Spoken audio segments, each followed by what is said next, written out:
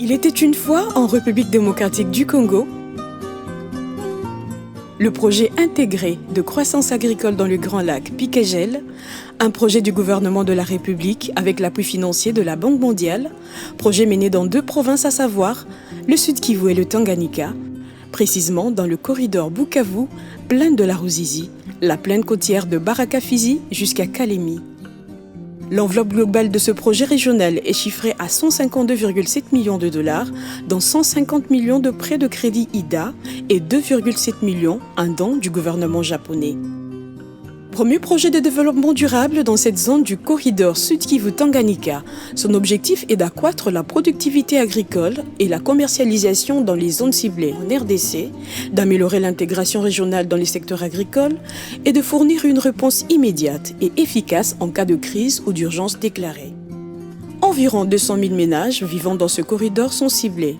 Les organisations professionnelles agricoles, les investisseurs privés et les micro, petits et moyennes entreprises, le groupe vulnérable en particulier le peuple autochtone, les femmes, les jeunes et d'autres groupes à risque, les services de vulgarisation et d'animation agricole, y compris les services des recherches agricoles, les ONG et les prestataires des services impliqués dans les chaînes des valeurs. La mise en œuvre de ce vaste programme s'est faite via les 4 composantes à savoir le développement des chaînes de valeur agricoles, l'appui au développement du secteur privé dans l'agro-industrie, l'intégration régionale ainsi que le renforcement de capacités des services d'appui et gestion du projet. Après 5 années de mise en œuvre, Pikagel n'a plus besoin de mots pour se faire connaître car ses éloquentes réalisations obligent quiconque traverse cette zone d'intervention à marquer une pause pour contempler la beauté des infrastructures, mais aussi pour goûter les produits bio issus des activités agricoles et de l'élevage, ainsi que des unités de transformation dotées aux bénéficiaires.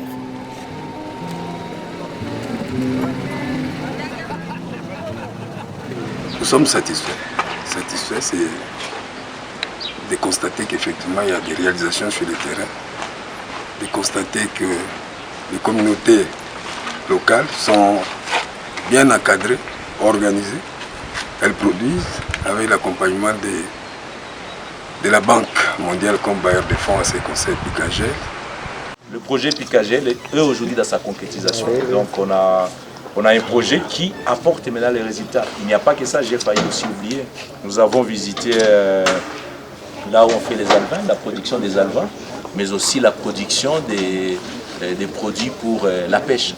Donc tout cela s'inscrit dans cette vision du président de la République qui tient à ce que l'agriculture donne une solution à la sous-alimentation de la population. Donc moi je suis très satisfait et c'est du concret. Ça va nous donner de la nourriture pour la population, ça va nous donner des poissons pour cette même population, ça va réduire la dépendance aujourd'hui de s'alimenter ou d'acheter des produits à l'extérieur. Ces résultats sont les fruits de la recherche agronomique qui a permis l'introduction dans la zone des semences améliorées à haut rendement et également des nouvelles techniques culturelles. Chaque maillon de la chaîne a joué pleinement son rôle dans ce processus. L'INERA a fait ses recherches et mis à disposition la sémence de base, alors que le SENASEM est resté dans l'inspection et la validation des champs de multiplication jusqu'à la certification des semences. Pendant ce temps, les agrimultiplicateurs privés se sont transformés en professionnels dans la filière sémencière grâce au programme de subvention de sous-projets à coût partagé. Aujourd'hui, des boutures de manioc de variétés saines et résistantes aux maladies sont désormais disponibles dans la zone et font parler d'elles dans les ménages et même au-delà de la zone d'intervention du projet ainsi que des frontières. Ilona, Sawasawa, Damirabana, Nsansi et Narokas 1 sont les variétés adulées par les agriculteurs. Avec ces variétés, la récolte se transforme en célébration avec 25 tonnes en moyenne à l'hectare.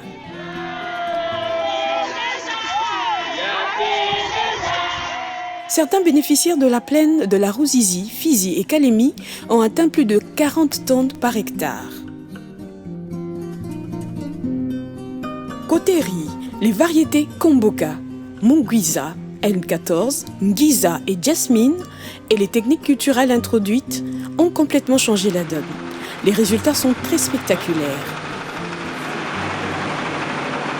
Des coopératives des riziculteurs qui ne se contentaient que d'une ou de 2 tonnes de récolte peuvent désormais amasser 4 à 5 tonnes par hectare et le riz Made in Picagel se retrouve sur le marché et concurrence en prix et en qualité le riz importé. Je n'ai jamais eu l'occasion d'en acheter. Alors comme je l'ai trouvé ici au niveau du festival Amani, je me suis dit c'est l'occasion que je saute sur cette occasion pour aller tester, déguster. C'est un riz local, produit localement dans la plaine de la Ruzizi. Moi aussi je suis intéressée par ce qui est naturel. Et en plus, le riz c'est un aliment de base que nous consommons tous les jours. Alors je voudrais vraiment que je trouve un riz de qualité. On vivait du riz qui, on ne sait même pas, il était produit quand. Sa date de production, on ne savait même pas.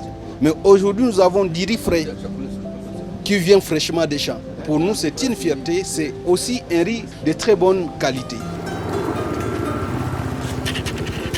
Dans la chaîne de valeur élevage laitier, l'on note à ce jour des améliorations très significatives.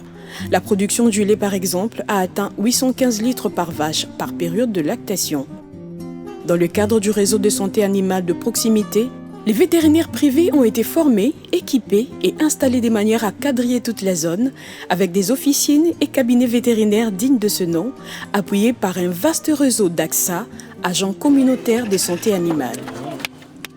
Non, je suis satisfait parce que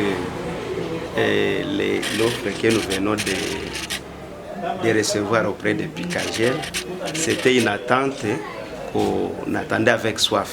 Alors ça va nous permettre de bien servir nos partenaires qui sont les éleveurs de notre contrée. Avec ces stocks ici, ça va me permettre de prendre un temps en train de non seulement de bien satisfaire les éleveurs, mais aussi de capitaliser mon économie, quoi. En outre, il faut signaler la présence des spécialistes en insémination artificielle avec des résultats très encourageants. Des veaux issus des inséminations artificielles sont visibles et s'adaptent aux conditions leur soumises. Que dire de l'introduction des génisses et taureaux de race Jersey, Frison et Sahiwal qui permettent progressivement l'amélioration de la race locale et de la production laitière. Signalons dans ce même chapitre l'introduction des espèces fourragères à haute valeur nutritive, entre autres le mukuna et le bracaria. En ce qui concerne l'assistance technique à la pêche et à la pisciculture, le Picagel a réussi à relever le défi des générations, à savoir la construction de provendries et écloseries en vue de la production des alevins et des aliments pour poissons, ces denrées qui obligeaient les pêcheurs à traverser des frontières, avec comme conséquence la rareté des poissons frais sur le marché dans la zone. À ce jour, les bénéficiaires se frottent déjà les mains car la situation n'est plus la même. Nous remercions encore le projet Picagel car il nous montre les aliments que les poissons doivent manger pour qu'ils croissent bien jusqu'à cette taille. Picagel doit continuer. À travers le projet Picagel, l'activité se passe très bien, surtout que nous avons déjà commencé à produire nous-mêmes les alevins ici. Nous avons commencé avec 3 petites cages, mais actuellement nous comptons déjà 37 cages, c'est-à-dire que l'activité est rentable. Dans le souci de faire œuvre complète et contribuer à booster l'économie des ménages bénéficiaires, Picagel a également donné réponse à l'épineux problème de l'évacuation des produits des bassins de production vers le centre des négoces. Ce changement est très visible à travers ce vaste programme de réhabilitation de routes des dessertes agricoles, la construction des ponts et autres ouvrages d'art, la construction des infrastructures d'intérêt communautaire, dont les entrepôts de stockage des produits agricoles, des unités de transformation CCT Main, CCT Riz, laiterie, centre des saillies et autres. Ces infrastructures ont permis de viabiliser des coins perdus de la République et de les désenclaver à l'instar des villages Nemba, Kibanga, Ubwari, reconnectés au reste du Sud Kivu grâce à la construction du pont Nemba, ainsi que Katanika, Katibili, Moulembwe, dont les derniers véhicules avaient été vus il y a plus de 40 ans, mais aujourd'hui, grâce à Picagel, la route longue de 31 km est à nouveau carrossable. Voilà, c'est sur le pont Nemba, le pont Picagel ici.